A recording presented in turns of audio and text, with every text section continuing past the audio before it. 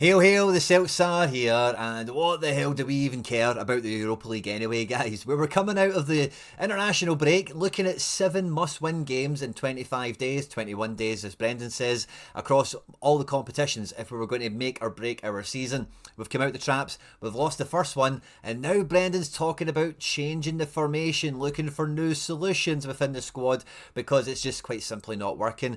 Coming into a home game against Sturm Graz, genuinely, any lineup could be fielded by the manager, and in the video today we're going to do our best to talk about what possibly could be selected by the manager. This will be undoubtedly the hardest, most difficult squad lineup prediction I think we have ever had on the channel. Genuinely anything could happen, or maybe nothing will happen. Maybe with the exact same team again.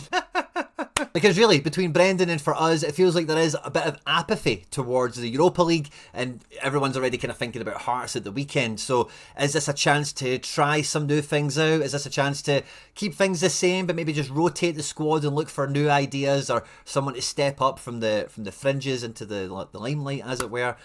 There's quite a lot to get stuck into. On top of that, we'll have a look at what Strum Graz are going to be bringing to the equation and what we should expect from them at any point in the video. If you do laugh, learn, like something or whatever, please do like and subscribe to the channel for more content like this, and get to the comment section, guys. And for any one of yous that can predict the starting 11, I hope to God you're buying lottery tickets, because it will be an absolute 1 in a million chance, I think, of nailing the lineup prediction for this one. But yeah, I'm looking forward to catching the comments. Let's just get stuck into it. Because this type of thing is a lot of the fun of doing content, of making videos, is thinking about what the options are, what could happen. And a lot of the time when we're doing it, it's wasted energy, because, you know, nothing's ever really going to change or come of it unless like the manager changes or signings happen, obviously. But randomly 8 games into the season or whatever, it just to be totally ripped up and refreshed is borderline unheard of, I think, at Celtic Park. So, you know, am I being too optimistic in thinking that could happen? Again, the comment section will maybe try and keep me right on this one. But I've tried to put everyone on screen who is in the squad, who is somewhat feasible to be playing. And one of the people that might have caught your eye right off the bat is Sinisalo. Now, Schmeichel has came in for some criticism from the fans, and like, I'm very much of the opinion like a goalkeeper is just not something to really mess about with for the most part. We do want to win this game, and I don't think Sinisalo necessarily lessens our chances of success, but I just don't want to tempt fate, quite simply, you know, generally is my point of view on the goalkeeper positions. But as we'll come to discuss with some of the other positions here, this could be a very high value game for Sinisalo that maybe could just wake Schmeichel up a little bit. And you know, maybe sounds a little bit patronising perhaps, because I don't really think he's fell asleep at the wheel necessarily, but he's missing a bit of a spring in his step, isn't he? Maybe even just the rest would help him. But in any case, Sinisalo is being lined up as a future Celtic #1, and if we are going to rip up the playbook and start again from scratch, the guy that's going to be at Celtic the longest is maybe the guy to give a home European game to really, you know, whet his appetite in that sense, and some really good experience, some good minutes on the clock for Sinisalo. I thought I would just add that into the conversation. I would quite like to see it. I think it will be Schmeichel for Hearts, essentially.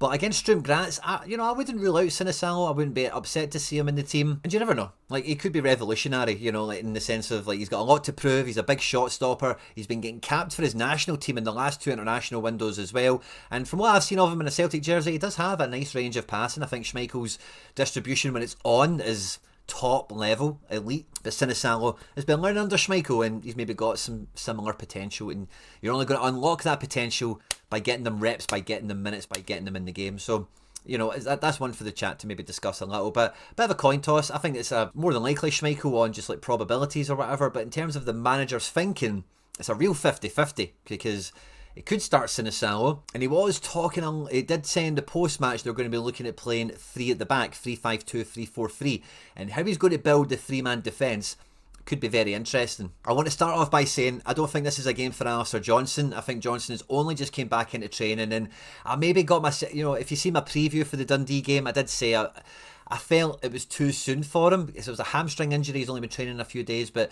I know he's been around playing golf, and he's been in the training ground for a long time, and he's pretty much well within himself. But I think if you're Rodgers, man, you're keeping Alistair Johnson for Hearts. If he could come back this week, you're not going to throw him in. I don't think against Sturm Graz you're going to let him come back into the Hearts game.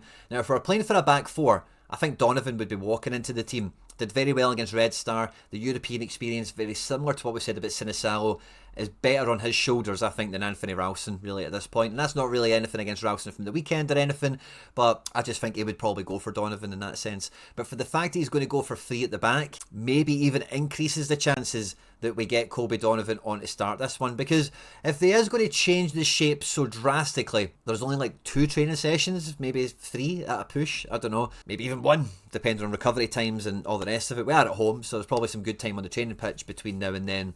But, you know, like, who would play right wing in any of these other 3 at the back shapes?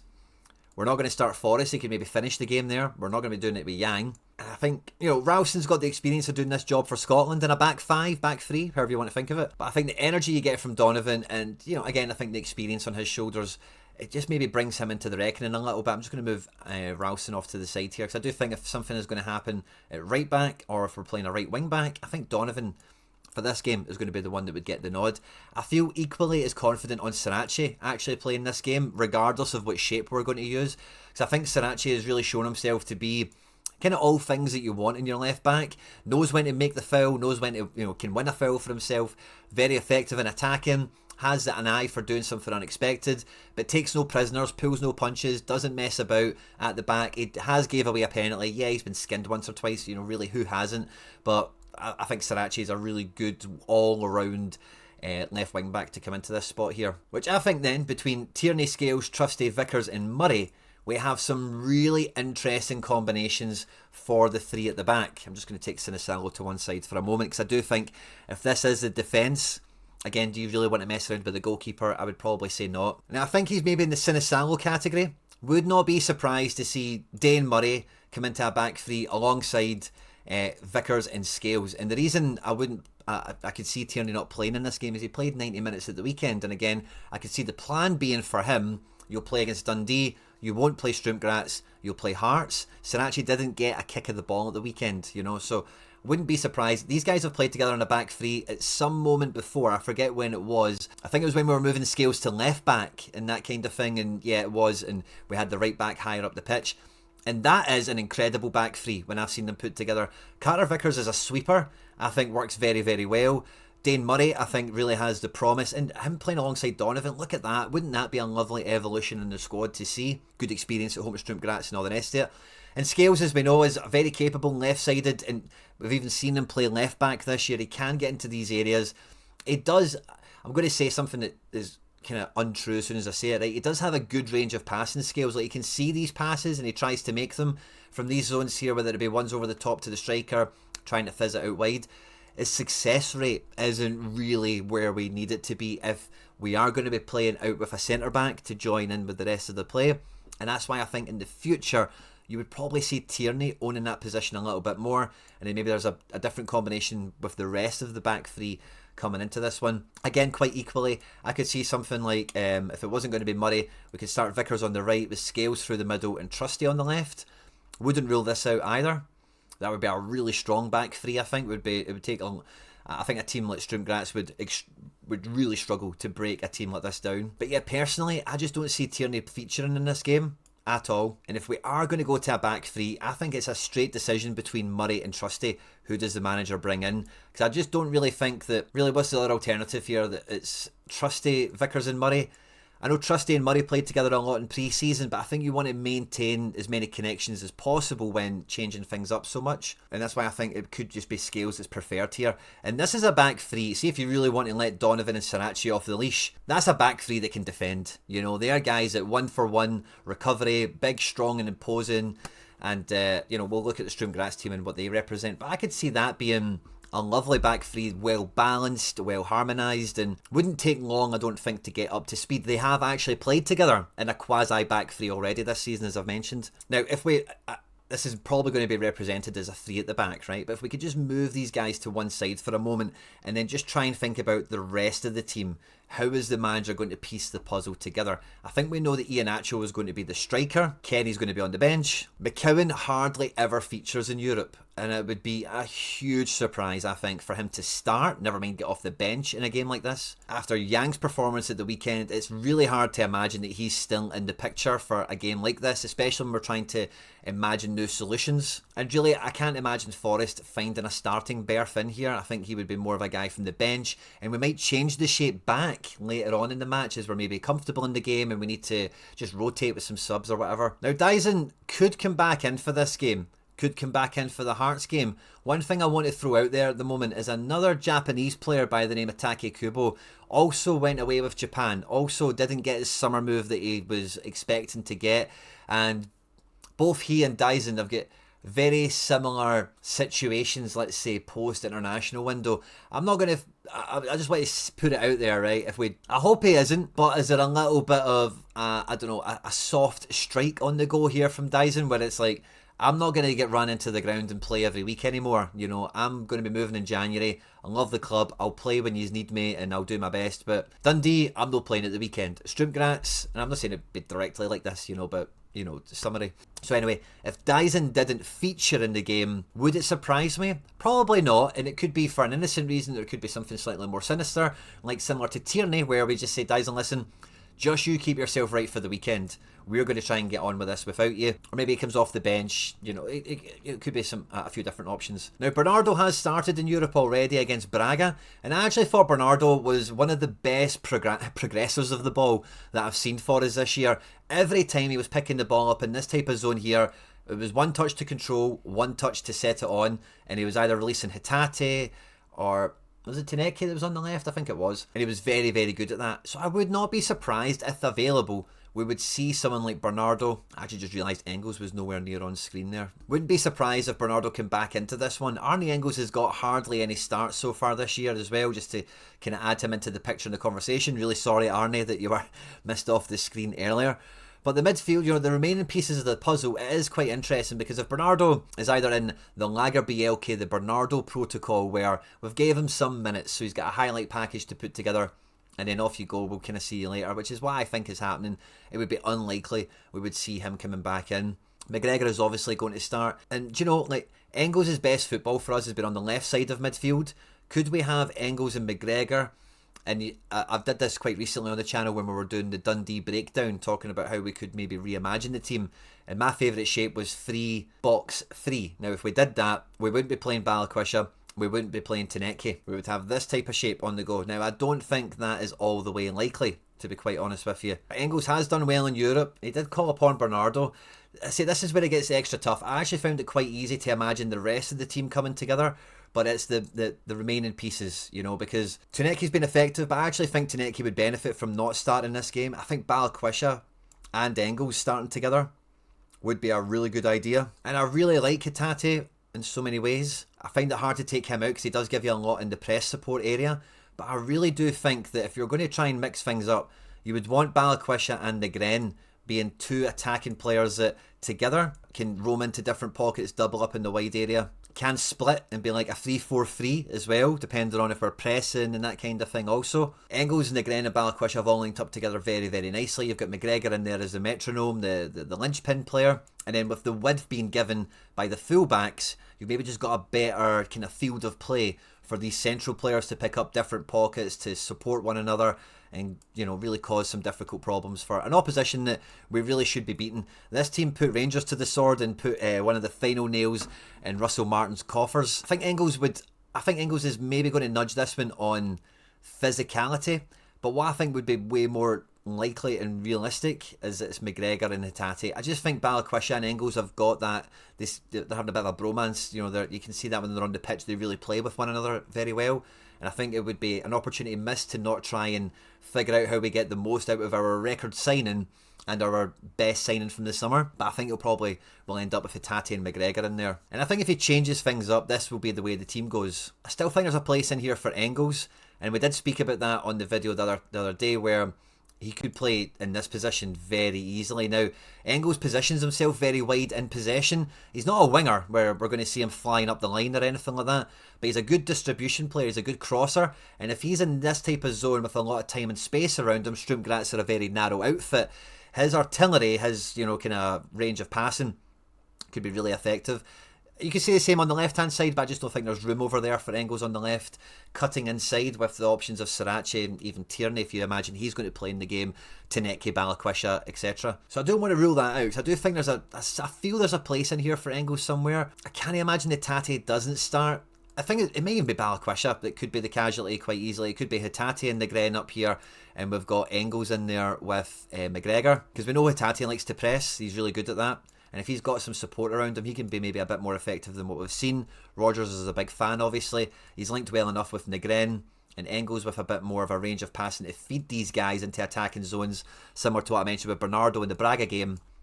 That could work out quite nicely. So this is probably the hardest piece of the puzzle for me to really wrap my head around. I think Balikwisha really has to start. There's maybe an argument that you don't need Engles' physicality if you've got those three centre-backs, absolute units behind them, and you're then maybe focusing on Hatate supporting Balikwisha and Negren, getting the width from the full-backs, and then having the fox in the box, the poacher in the middle, with McGregor being McGregor, essentially just filling in the gaps and keeping everything ticking over. Sturm Graz are expected to line up like this, and to be honest with you, having watched Sturm Graz from a distance over the last 3 or 4 seasons, they have been very consistent with a little narrow diamond midfield. Now don't get me wrong, these players can appear in the wide areas and normally have a bit of pace and a bit of techers on them.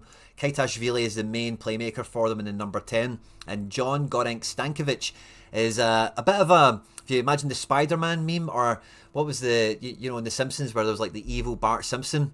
This guy is like McGregor, but kind of not in a way. So it'll be funny to watch him play and how he navigates the pitch, and it'll be interesting to see any parallels between him and McGregor. But deep lying defensive midfielder, covers the defence, makes all the simple passes across the back and tries to feed the attackers.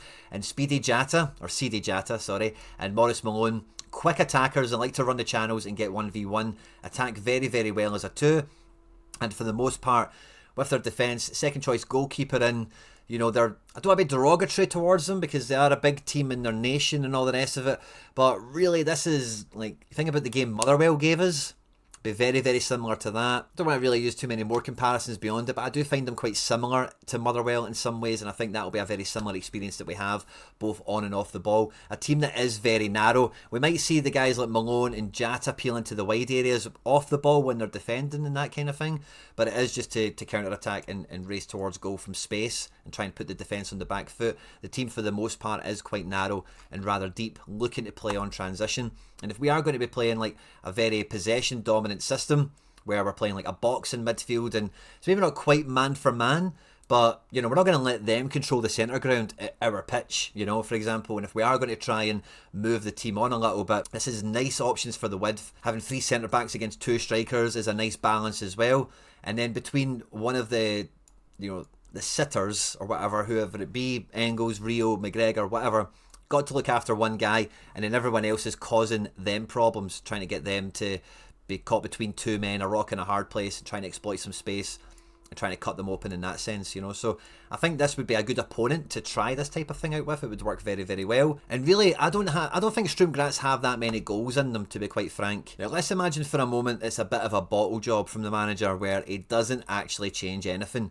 What would the team look like at the weekend? Not the weekend, on Thursday night. We're probably just going to go back to Netke again, and yeah, do we have Dyson to call upon? If we don't, as we've already seen, we really don't have a right winger. So if Dyson is going to play in this game, this could be a game where it could just be as easy as this is the team that we play. We just bring Dyson back in, rotate the fullbacks, and we'll continue to work on the drawing board for what the new plan of attack is going to be. Wouldn't be too surprised. Although it would be frustrating, and then you'd see it maybe happen later in the game. Maybe it's too late, maybe it backfires, and I don't know. So, like I said at the tip-off, this is a super hard game to forecast. I'll stand by it. I really don't think, between any combinations that are available to us, Sturm Graz have got more than 1 goal in them. I think we'll keep a clean sheet, to be quite honest with you. Our main problem has been scoring goals, and it will be about the players' mentality, their attitude, the motivation from the manager, and how do we get more attackers on the pitch? How do we solve that problem?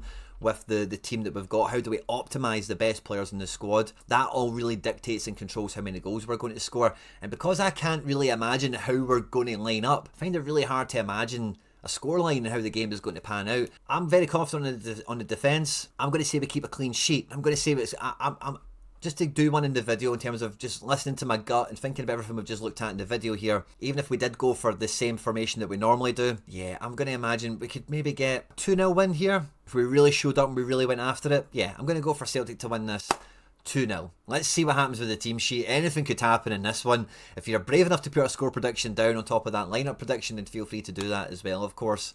If you're going to the game, I hope you have a great time, travel safe, and I'll see you back on the channel for the breakdown before we then go on to preview the Hearts game. On screen are now some other stuff that we've made that YouTube thinks you might enjoy. If you haven't done so already, please do hit like and subscribe for more content like this. Hail, hail, and mon the hoops.